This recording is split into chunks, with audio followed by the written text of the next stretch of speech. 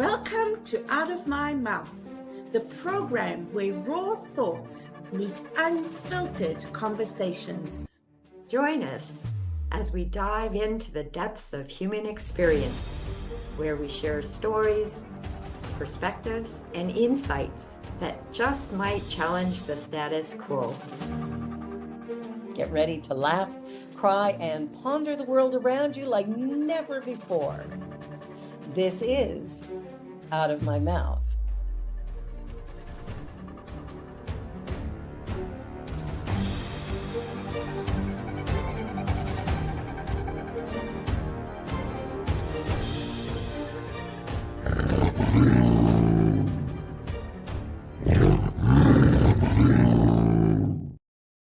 The views and opinions of our guest and hosts do not necessarily reflect those of New Thought Media Network, or any organization we may be affiliated with.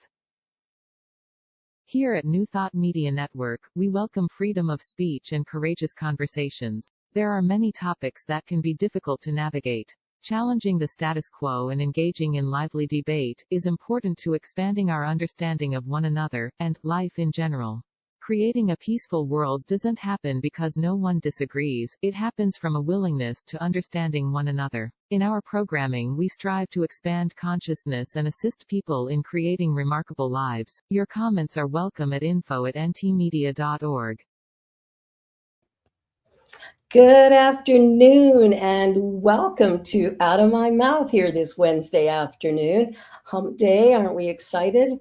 Well, I'm delighted to be here with you. And you know, here is the place where we have courageous conversations.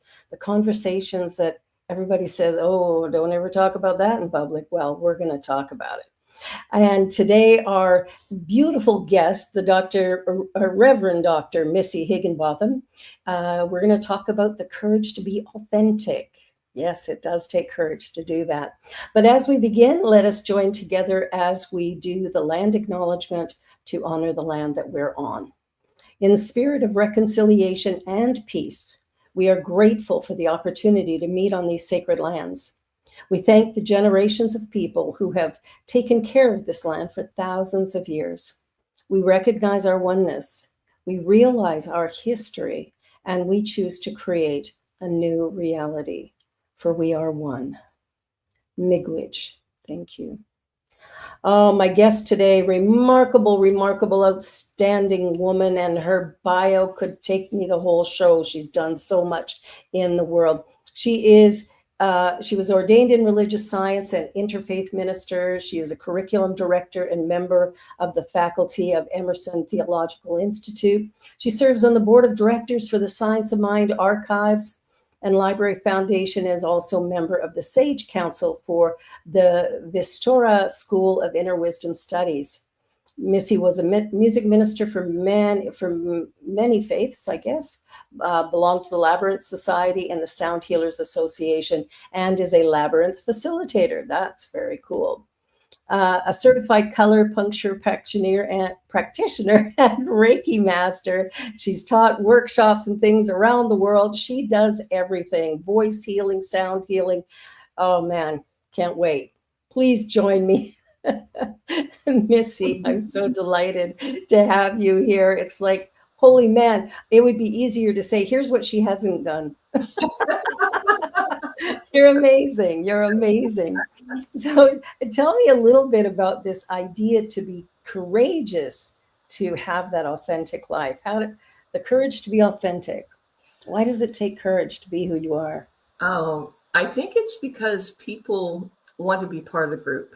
You know, I can remember in high school,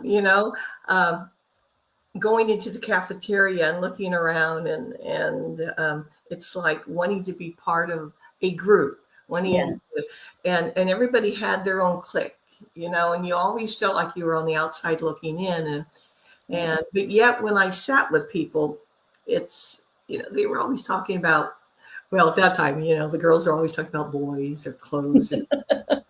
And to me, that didn't seem interesting. And so I ended up going to the choir room where there were two guys. One of them played piano and one of them liked to write music, and I liked to sing. So I started teaching myself different instruments. So I taught myself flute, and I started teaching myself French horn, and just working with different, because I figured I was in music, I would, if nothing else, I could end up maybe a band director or something. If I just didn't know, I just knew I wanted to be in music somehow, and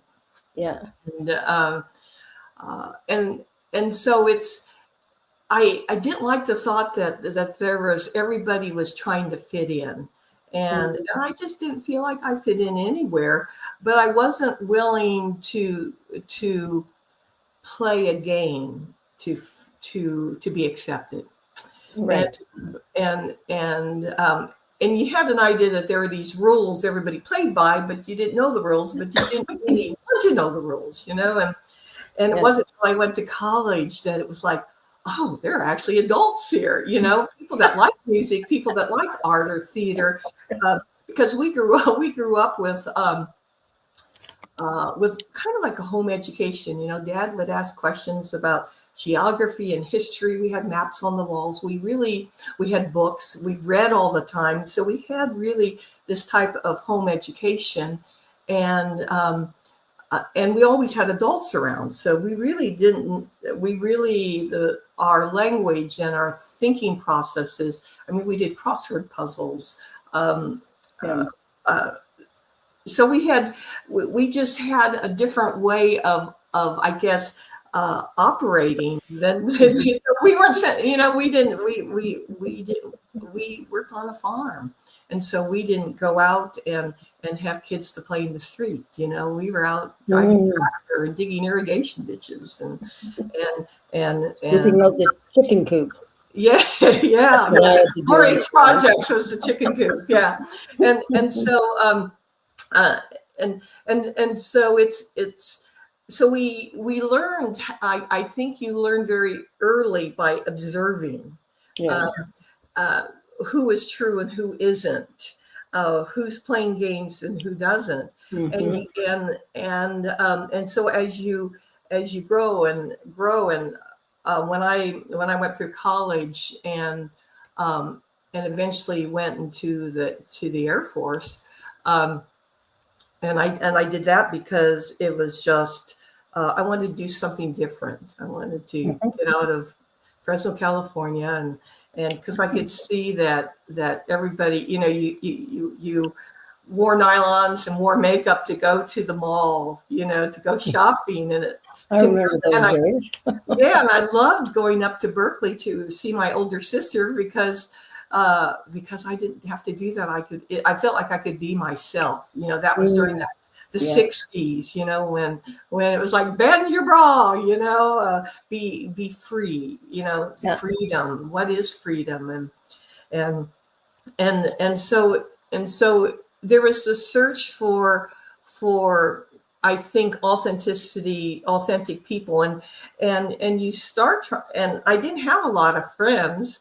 I had a lot of acquaintances. Right. Yes. But you don't really have friends that whenever I tried to get close to someone,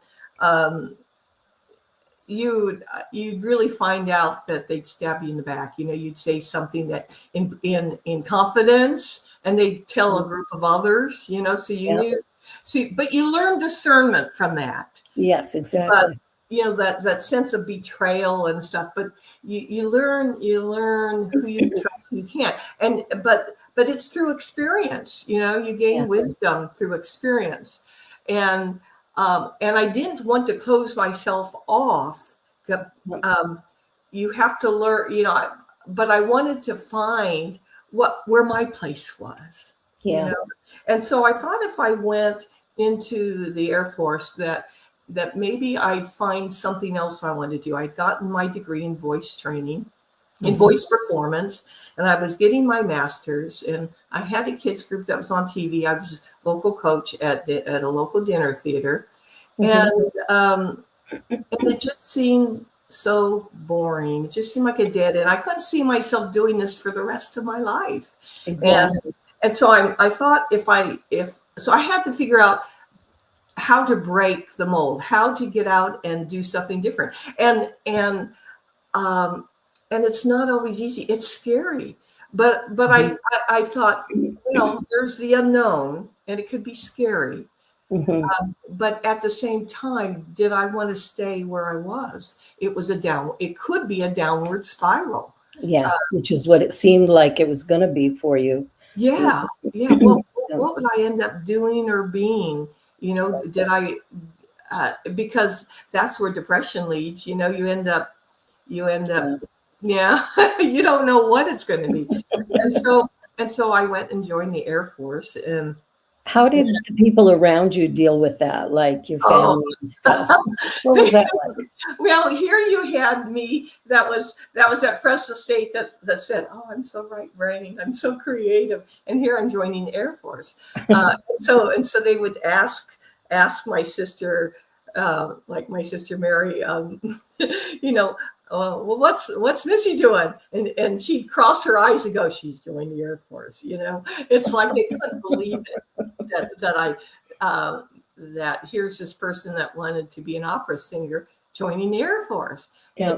But when you completely flip the grid, when you completely do something different, you're telling the universe that you're ready for change, that you're ready to start out on a new path. Yeah. And because if you're not happy in what you're doing, if it feels like it's a dead end, then obviously that's not your path. I mean, here I loved music, but obviously if it felt dead, if it felt like it wasn't going anywhere, or it didn't feel like, I was supposed to be doing a recital, and I lost my voice. There's a clue. Yeah. And so if it's not easy, if things aren't opening for you, then it should be a clue that perhaps that's not the way you're supposed to go. And there should be something else for you. Yeah. And so here I went and into the Air Force, and myself, every assignment I had, I go, what the hell am I doing? Why am I joining the Air Force? Why am I here? But yet each assignment I had opportunities to grow. I had opportunities to do something, to hone different skills. Yes. Whether it eventually I went enlisted, and in 2 years I was accepted for officer training. Mm-hmm. And not often are you so it must have been divine order, because usually you're not only after 2 years enlisted, you usually don't get picked for officer training. But my test scores were kind of high. I mean, I had a 99% verbal score thing, but my mom, we had to answer the phone, to whom do you wish to speak? So I had with whom, for whom, to whom, all those direct object things, and we That's used awesome.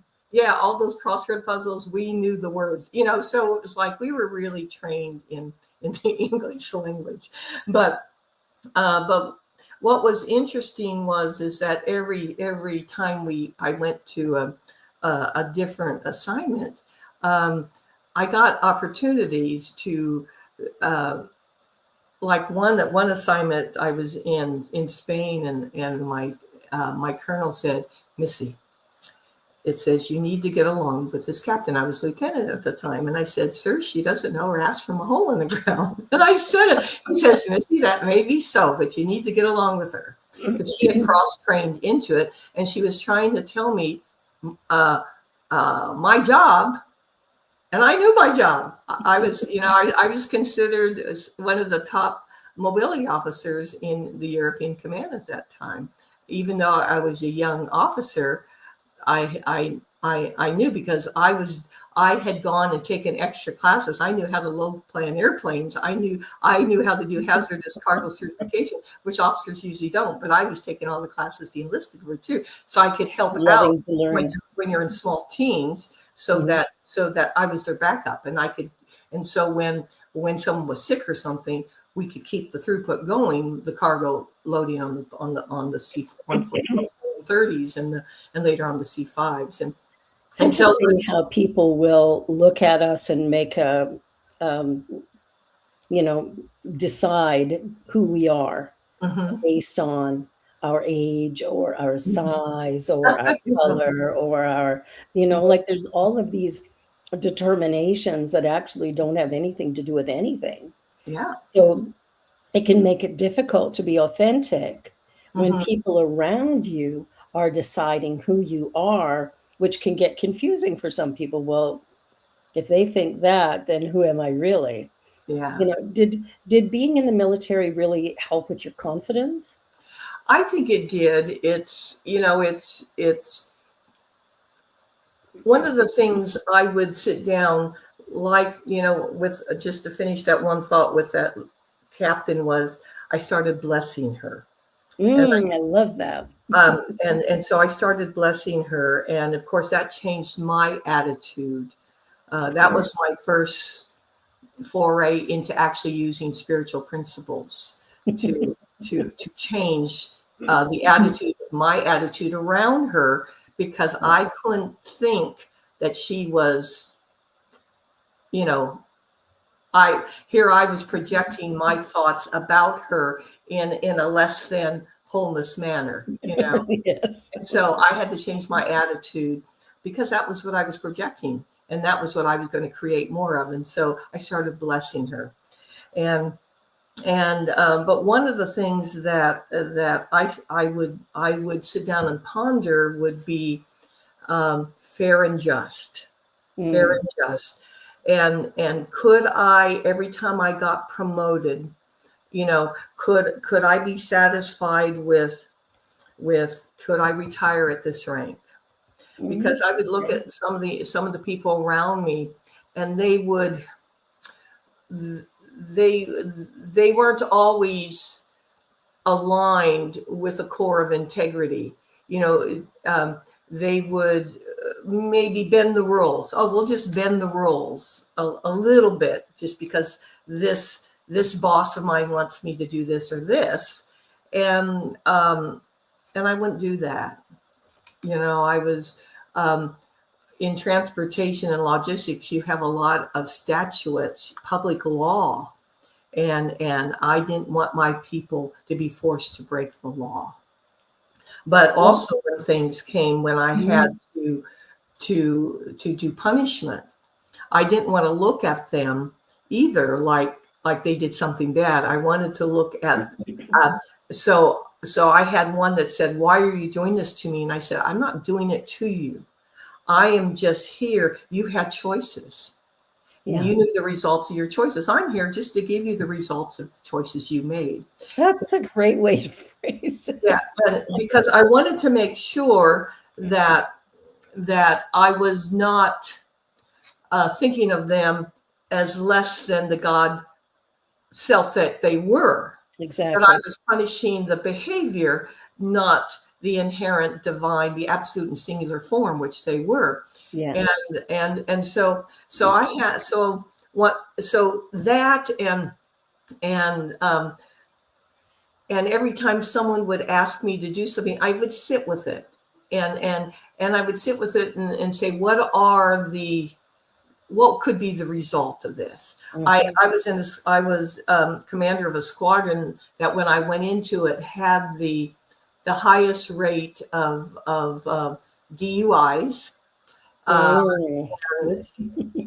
And so I decided that any parties on Squadron Grounds would not have alcohol. And I had all these people say, "Oh, ma'am, what?" And they were arguing with me. And finally I said, "No." I kept saying no. And finally I said, "Read my lips. No." I said, "You can have them. You could go to the club. You can have them anywhere else. It's just on Squadron property, no." And at the time I left, in 2 years, there were no DUIs at all in the squadron. and that's having parties. Yeah. Families came, you see. I had learned that when I was a lieutenant, that when we stopped having alcohol, the family started coming. And it became more of a community, you see. And so the whole thing was to build community within the squadron. So and to have and I asked the first sergeant that, because there was a lot of abuse going on, domestic abuse, I said, I need you to find out, to get some anger management classes and start sending people to anger management. That's not right off the bat punish them. Send them to anger management. Absolutely. Because domestic violence, because I had been abused. Domestic violence has to do with not being able to handle anger. Exactly. And so let them go, so they know they're coming back from a war zone or something. They need to know how to handle that. Absolutely. Give them the lifelines. Also, he got to where the women's shelters, and so we started building this support system. And that sort of speaks to you authentically showing up and standing in your power, regardless of the situation. And women in the military, aren't often viewed, or in the past anyway, were not often viewed as an asset. Right. And yeah, I've seen it lately, lack of confidence in their leadership. And the thing is that they come from a different way, understanding that, see, leadership isn't always about being out in front and saying, look at me, look at me, look at me, follow me, boys, follow me, boys. Yeah. It's about empowerment of others. It's about getting the training in and then setting them free. It's like having kids, where you train them and then you let them navigate the streets. You let them learn how to operate in the world, so that when they're all by themselves, they know how to be safe. They know how to make decisions. Absolutely.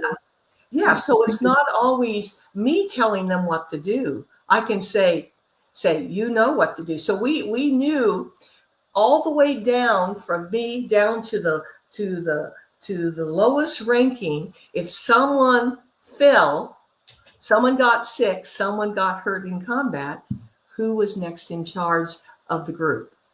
So everybody knew, and everybody was trained to help everybody out. Everybody, we had the buddy system and everything. So it's and so the courage to be authentic. I can remember back when I was up in Dayton and I was a music minister. I wrote a song called "Take Off the Mask, Don't Be Afraid." Yeah, it's called Masquerade. Take off the mask, don't be afraid, because so many people show this one face to the world. I'd have people come in from other squadrons come, and they would smile and say, and I would say, no, I can't help you with this because of this. And then they would smile at me and say, yeah, I understand. They'd go out, and then they would just, say bad things about me to everybody else. And so so I learned that and I had to settle within myself that was going to happen, and I had to have the courage to be disliked. You see, you learn, because I had a job to support people, and so when you have 200 people that you're responsible for, it's like and there's a whole, and it's like there's financial things, there's going to the hospital. It's like being being a minister, Being a minister, yeah. And the thing is that, and to be authentic, I want to know that when you tell me something, my dad brought us up that your handshake is your bond, And now that doesn't mean that I've taught people that when you commit to something, if it doesn't feel right later, then recommit with integrity. Don't ghost someone. Go and say, I can't do this now, but this is what I can do. Recommit. Recommit to something. I really like that idea, because that's being more authentic as well, to honor your own self. Because sometimes we're in a position where you mentioned, domestic abuse, and I had 2 violent husbands in my past, and Mhm. it's like having the strength and the courage to walk out the door. That's right. You That's know, right. that in itself requires a willingness to kind of stand in our own power for a moment, in the midst of something where someone has really diminished Mhm. your sense of self, Yeah, to because find a way of sort of garnering that energy so you mhm. can finally walk out the door. Yeah, because you're saying yes to your soul. You know, you have to say, yeah, I've committed in this marital relationship, but it no longer supports my soul's journey. Yeah, Therefore, I now have to say no to the relationship because I'm saying yes to my soul. there you go. I Yeah. think And, that is the way we live an authentic life. We're going to take a quick commercial break. mhm. It's halftime already, believe it or not. Wow. Time flies. So you're watching the Out of My Mouth show here on the New Thought Media Network, and we're going to take a short break and be back with more conversation with the Reverend Dr. Missy Higginbotham. To try and get that right. We'll be back in just a minute. Don't go away.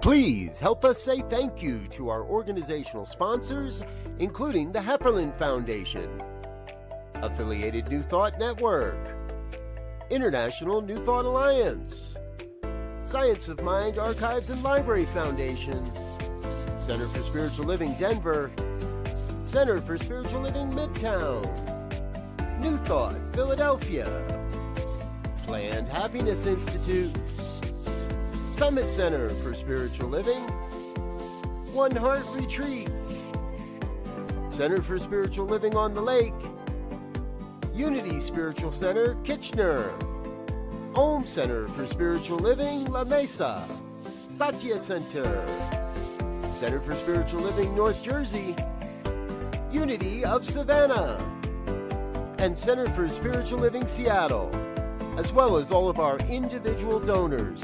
Thank you for making New Thought Media Network a place to be. Please come be you. And remember, like, share, and subscribe. New Thought Media Network, positively inspiring.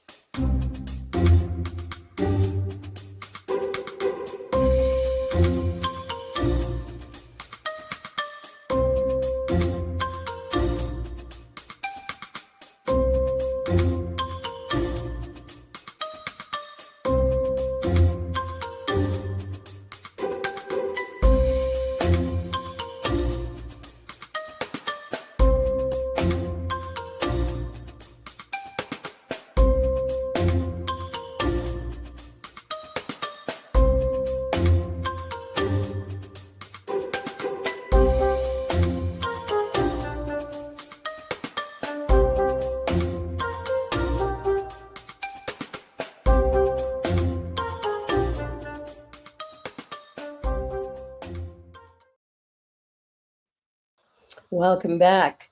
This is Out of My Mouth, where we have courageous conversations that sort of go in any direction you can imagine. And today, my guest is Missy Higginbotham, and I'm just loving the story of you having to, sort of speak to probably mainly men, 200 men you ran. Yeah. Yeah. There's got to be some joy in being sort of the boss of them. Well, gosh. Well, I think it's not so much joy. I think it was kind of amusing in a way, because there were so many men, and there was always, I think the amusing part, because at that time there was always a few that wanted to play the dominating thing, and I would just kind of laugh, because when you stand in your own power, it's like I knew that I was in charge of vehicle maintenance, and I had their vehicles in my shop, so so they could play all the games they wanted, but if they wanted their vehicles, then they better watch what they're doing. So and now you're in ministry, so that's an interesting transition. Well, I was I've always had even when I was going through music, I can remember being my first husband, and I was telling him, I said, I think I want to change to church music. I'm really feeling a pull. And he said, and he was there saying, no, you don't want to do that. Because he wanted me to just get any job just to bring in money. And I was trying to build up as I was getting my master's degree in voice, to build up I was teaching private voice. So I was building up that practice. And, but when I sang, it's like I went into the God space. Yeah. And so I felt, and I was a soloist for a Christian Science Church, for a Sacred Heart Church, and what was there? There was another church, and I was also on the rolls of several funeral parlors for when they needed someone for. I sang a lot of Ave Marias, let me tell you, in my lifetime. That and going home, from going. Yeah, there's some regulars that get done at funerals for sure. Yeah, and so when I became, in 1992, I was ordained a metaphysical minister, and I was doing a lot of work with drumming circles, and a lot of work with I was building medicine wheels in Ohio. I think I built 7 or 8 medicine wheels for people. And I was doing angel card readings and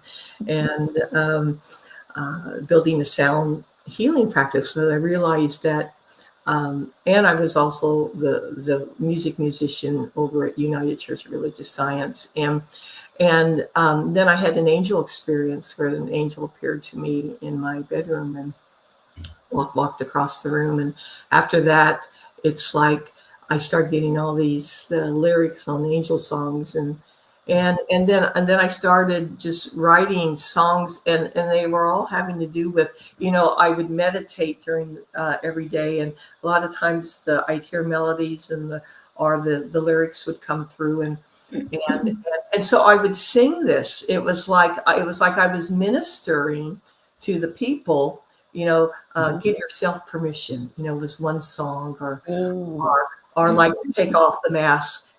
Don't be afraid. That was another song, Masquerade. So it was like I was getting teachings for myself, but then I was giving the teachings out too through the songs. Pay it forward. Yeah, pay it forward. And angels guide me to the sky, give me wings that I might fly through the clouds of silver light. Guide me on my way tonight. Angels guide me through the skies. Ooh, beautiful. And 7 stars upon my crown, rainbow flashed in silver gown, holding high a sword of light, an angel fair and burning bright, whose music simmers gold, in part to touch the soul and heal the heart. That's beautiful. Yeah, so these songs are coming through, and I got to sing them. So it was. So that was happening, and several times I almost had a wreck from the ice with the car, and I'd say, "Angels help," and my car would lift up and come over here. So I knew it was real. That was my affirmation that was real, and then I went to South Carolina and I became a music minister for Unity of North Charleston. And I was that for a couple of years, and still doing different songs, things like "Return to Love" and different songs, still with the journey, and that was my ministry, and I didn't know if I really wanted to be a traditional minister or not, traditional minister. I was fine with being a metaphysical minister. And I mean, when I was ordained, I could see the angels there, and they were there, and the candles and everything. So it was just so when I became so eventually then I became a religious science and interfaith minister, but it was just it was like coming full circle with the teachings. But by the time I became it was like I was already practicing principle. Practicing it already. I was practicing it already. I had the books, and so to me, I had to prove it to myself. I had to prove that it was real, and in order to prove that it's real, you have to be authentic. And one of the things about being authentic is when you're in the military and you're different than everybody else, or you're in an organization and people love to throw energy at you, and you can feel it. And I found myself with my inner pillar, and I had this vision of myself just clinging like this to that inner pillar for to save my life, and I call that my pillar of integrity, my pillar of authenticity.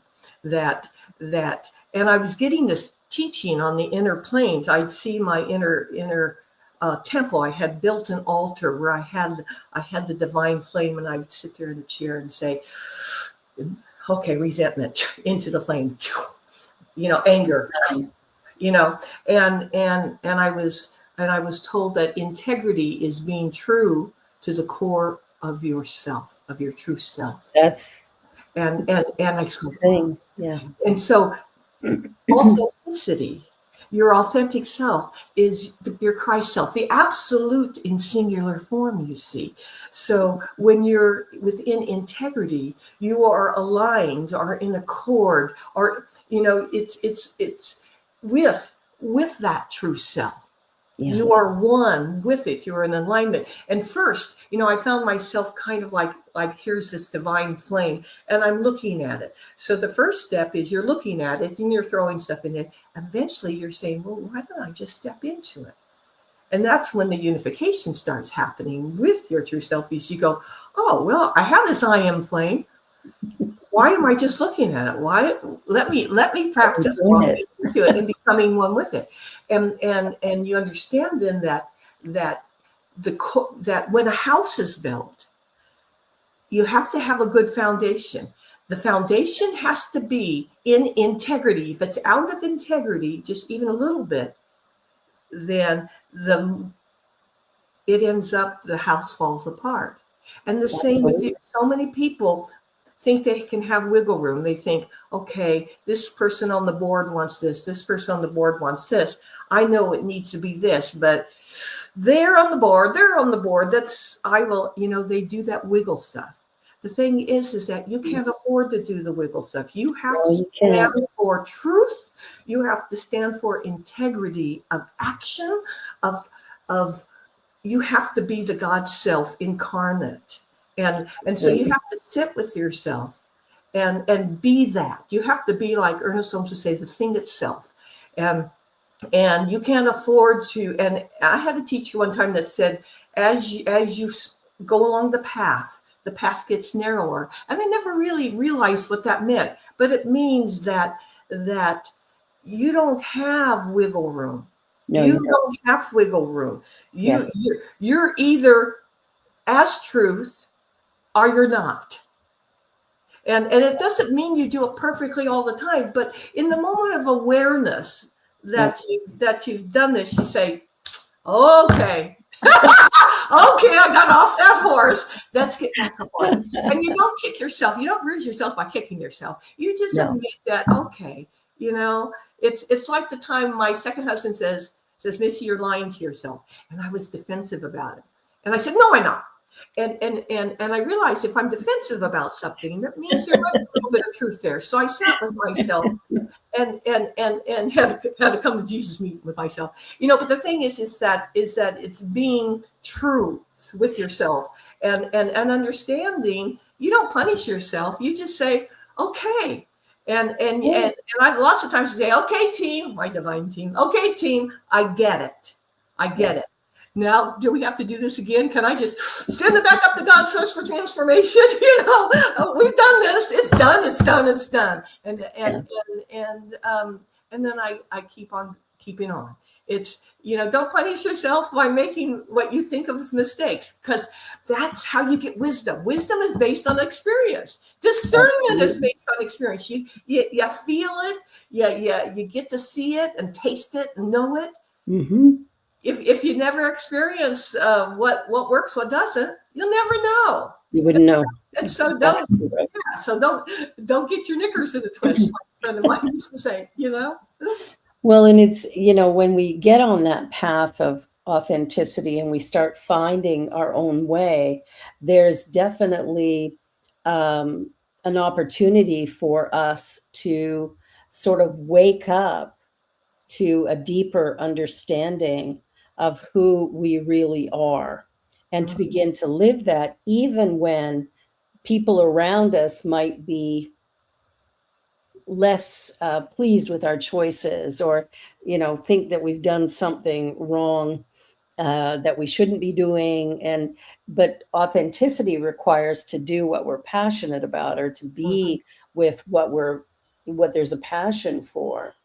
And that's what we need to find. And it's like sometimes trying to find that or get there causes people around us to react a little. Oh, I know. And I've had people that just have been hateful towards me. And it's like the courage to be disliked, you know, and it's, I get lots of opportunities to bless people, you know, and yeah, do I always react perfectly? No, you know, but the thing is that, and then I get to sit down in my chair at home and think, where's the trigger in me? Because that means that there's an unhealed wound in me. Absolutely.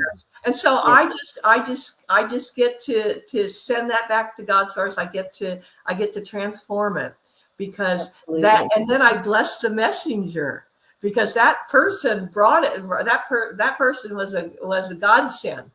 Yeah. Because then it allowed more of my magnificent light, you know, to be revealed. Because everybody has this magnificent light within them. It's not that more light is there. It's just that we're covering it up, and every time we're able to transform it, more of our inner light gets to radiate out. We inform the field with that level of consciousness. Absolutely. And Dino had a question in here. He talked about a man has appeared claiming to be a messenger of Jesus. His name is Abdullah Hashim. What do you say of him? You know, and we never talk about what other people's claims are, because everybody, there are so many people claiming to be messengers. Who am I to know what other people's connections are? You know, I bless that person in his journey. What my responsibility when someone claims that from in my purview is, I sit with it and then say, does it feel real? Does it feel? That's where discernment comes in, because sometimes sometimes it might be real. If that this person might be getting messengers from the energy of the Master Yeshua, or it could be the ego part of him that wants to believe that is the messenger, that he is the messenger. But it's not mine to say whether it is or not. That's that guy's own journey. All it is mine to say, would this be true for me? And is the message true. Now, sometimes I find that some people are able to say things from their higher self that feel good, but Yeah.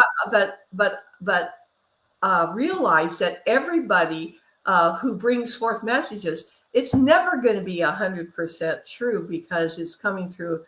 It's very rarely going to be 100% true, I should say, because it's coming through our consciousness. because it's coming through a human consciousness. Exactly. So it's absolutely. And so what part of what that person says that feels right to you, but you get to learn discernment to see what feels right. And you'll know by your solar plexus, does it go this way or does it open up? So it's for you to know. And meanwhile, he's on his own journey, and bless him on his journey, because he's going to learn his own lessons, whether he's coming from truth or not truth, but he's going to learn, and you're going to learn, if he is coming from truth, what you can take away, and your quality of discernment. So it's all good. Yeah, it is. And I have not heard of him, so I'll have to check that out afterwards and and see what's what. But yeah, I find it, one of the things I like about this show is when people start putting comments in, it gives us an opportunity to really take a look at, what is it really, and how does it fit for us? And yeah, it's fascinating. And when I think of Jesus, I think of somebody who really lived in the now moment. Mm-hmm. And that was how he was able to do what he did, he was present. And that's pretty cool. So when you switched, like when you left the military, mm-hmm. how did that happen, that you left that and became this? When I left that and became this, became this. The minister, Oh, well, it used to be that Dr. Angie would be the only teacher in Emerson, and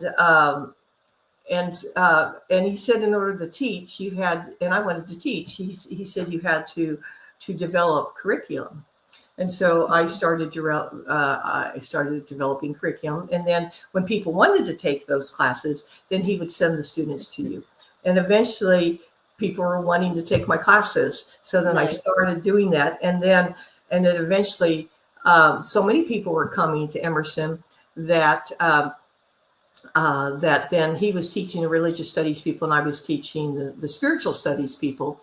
And because eventually I think I ended up actually developing over 100 classes, and we had started some new programs where it wasn't just the religious studies, but we had expanded the spiritual and consciousness studies, because we understood that daily livingness needed to be aligned with consciousness, that there is nothing, it's not just spiritual life and the real life, it's everything is spiritual, and how do you live an authentic life?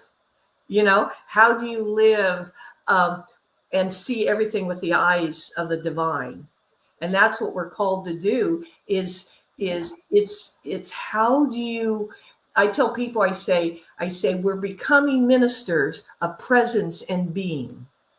And so when you go into a heart-centeredness, because that's where the organic universe, it's, the Rosicrucians talk about that there's this center, there's this dot, the circle within the dot, that's an old sign of the allness. In Egyptian, it was Ra, but in even before that, it was considered the sign of the allness of God, the circle within the circle.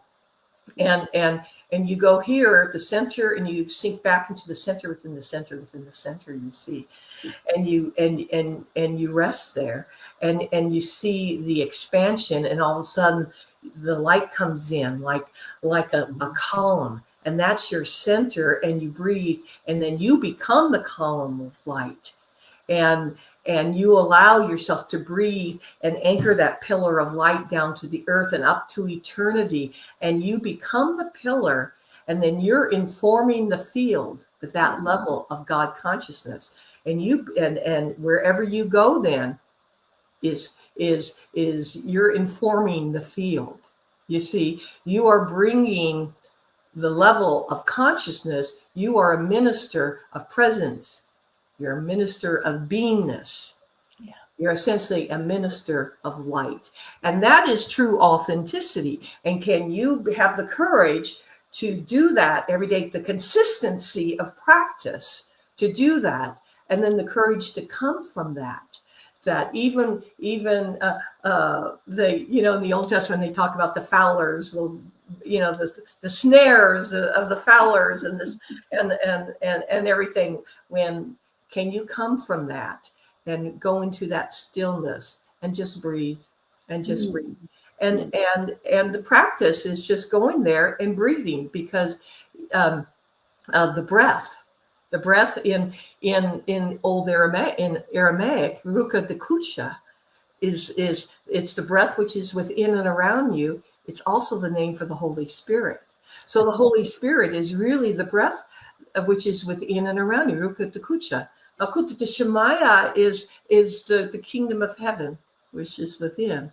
So you just have to breathe, and that's why they talk about focusing on the breath and doing the breath prayer, because then just by breathing, you are praying.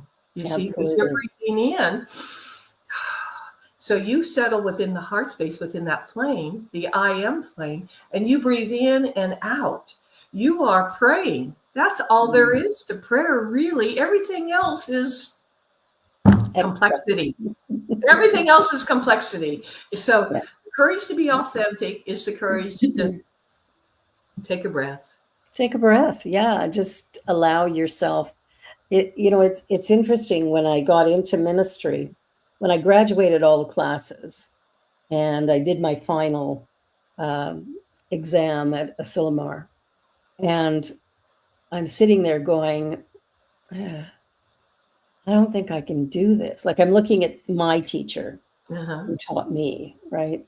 And I'm like, I'm not her. I can't do what she does in the way that she does it. Like, I know I can't do that. So what is there for me? Like, I didn't know how to be a minister.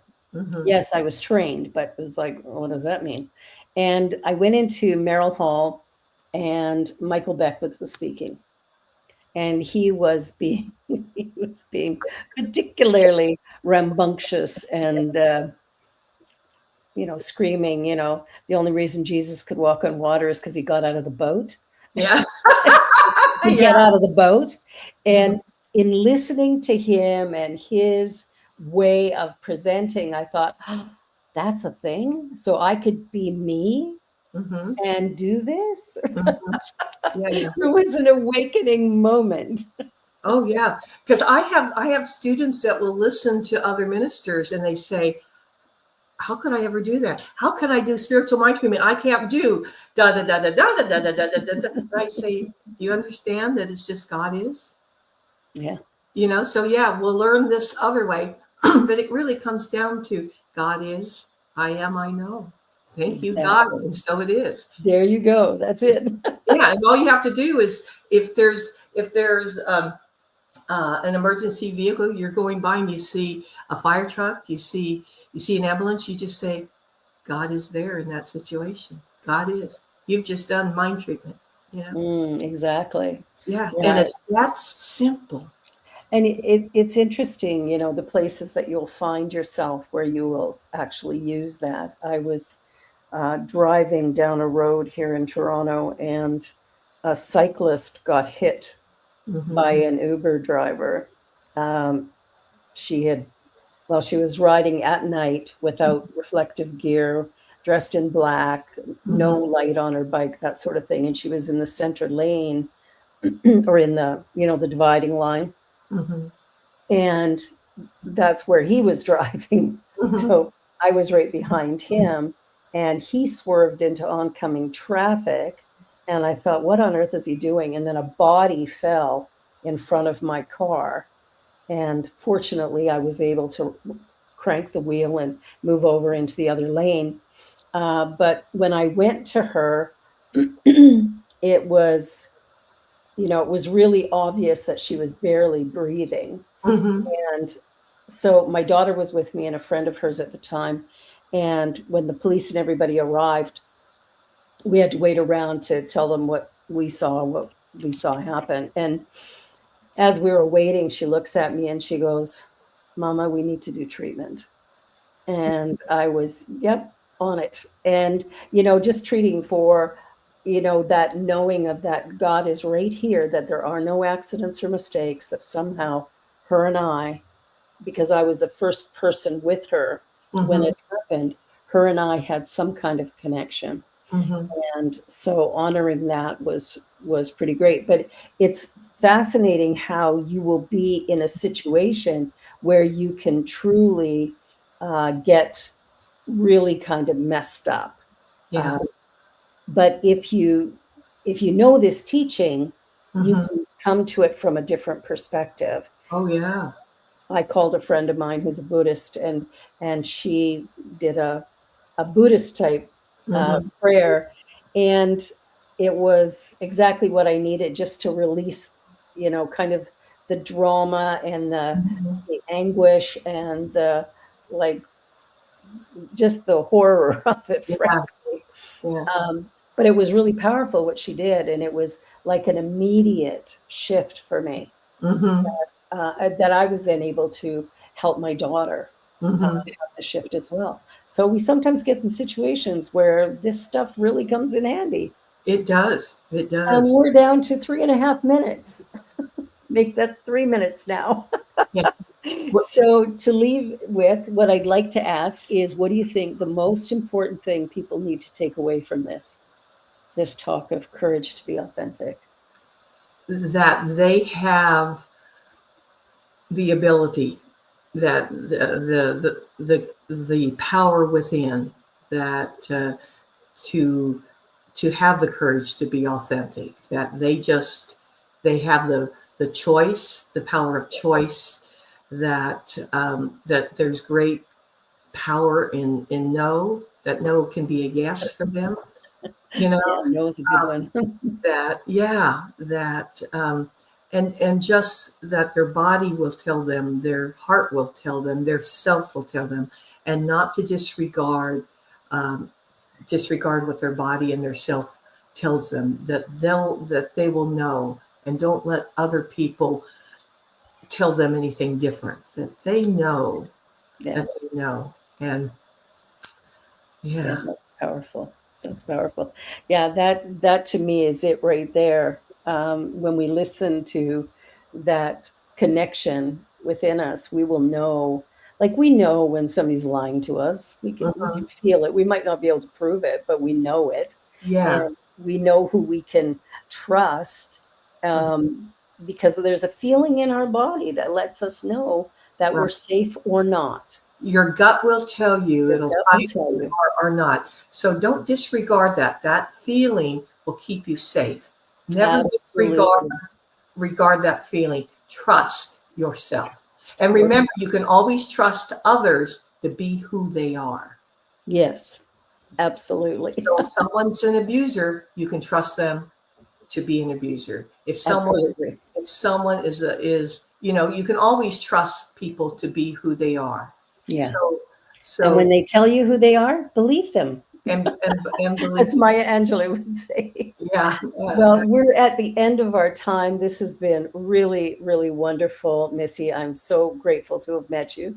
And as we're closing out today, thank you, Dina, for your words in the chat. It's wonderful. And as we move forward, I just want to say, you're watching Out of My Mouth. Please like, share, and subscribe.